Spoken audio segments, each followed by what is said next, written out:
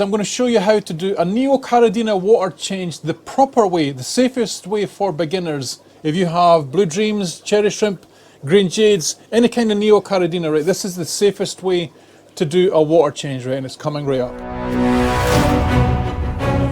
Before we get started, guys, let's get down to the cusp of the issue, and that is not all water is the same. Not everyone's water from the tap is the same. So what works for one person won't work for another person.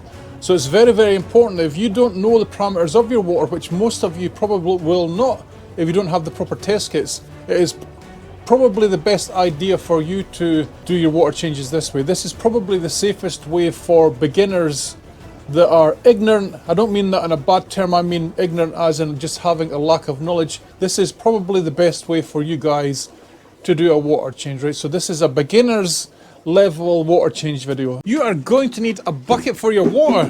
You're also going to need a dechlorinator of your choice. This is my favorite one, Safe from Seachem. I'm roughly going to be doing, guys, a 30% water change in this tank, and that is about 10 litres. So we need to roughly fill this bucket up with 10 litres of tap water. Next, you're going to have to add the recommended dose of your dechlorinator. I'm going to add a quarter of this tiny little spoon here, guys, to my bucket.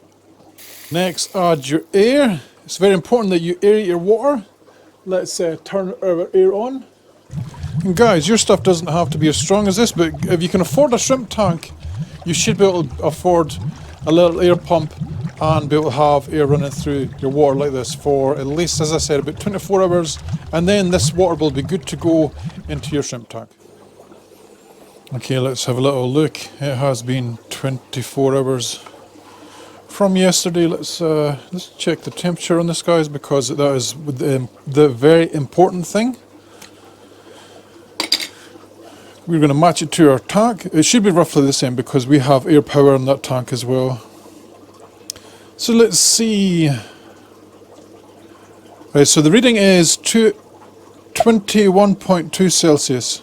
Let's have a little look and see what the tank is. The tank should be roughly the same because they have the same air supply. 20.8, right? It's almost 21, so it's almost the same. Almost the same, which is good. The difference is very, very small. Okay, next, guys, let me quickly just grab a bucket. We are going to remove our 10 litres of water.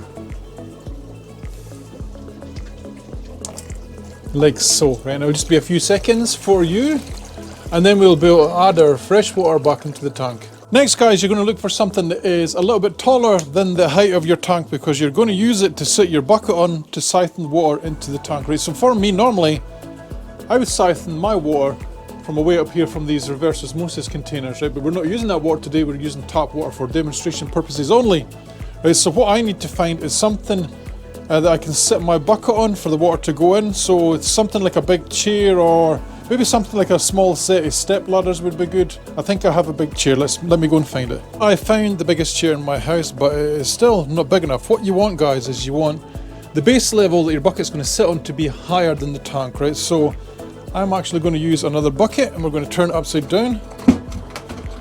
And hey presto, our bucket is now higher than the tank. So I have actually turned the chair around so it slants backwards. I want it to slant towards the shrimp tank because when we put our other bucket on here, all the water that's going to be siphoned is going to be siphoned from the closest point on the inside of the bucket into the tank. Let's move our bucket across very quickly. Like so. And let's go and get our little air pipe here. So I want to show you this, guys, here as well. This is the pipe that was in the bucket to start with the air going into it. All I've done is disconnect it from my air supply, and I've actually attached another piece of pipe that will be long enough to go into the tank with a little valve on the end here, right? So we just grab this, add your air stone and your piece of pipe to your bucket where it slants the most down towards the tank, and then you're going to do a little siphon suck like so, and you're going to fill it up this speed. You see it here? So you have 10 litres of water to go back in here. You only took out 10 litres, so it can't overfill. And this is how you do a water change if you're a new beginner and you really don't know nothing about parameters and stuff, this is how you do it. But let's get some food into the tank while we're waiting, and we'll see what comes to the front. Let's add in some algae wafers. Now, my shrimp get 30% water change, guys, every single week, because my shrimp are fairly heavy feeders. I have a bristlenose pleco in here as well. So there's lots and lots of feeding and activity, and yeah, that is how you do a basic water change in a Neocaridina tank.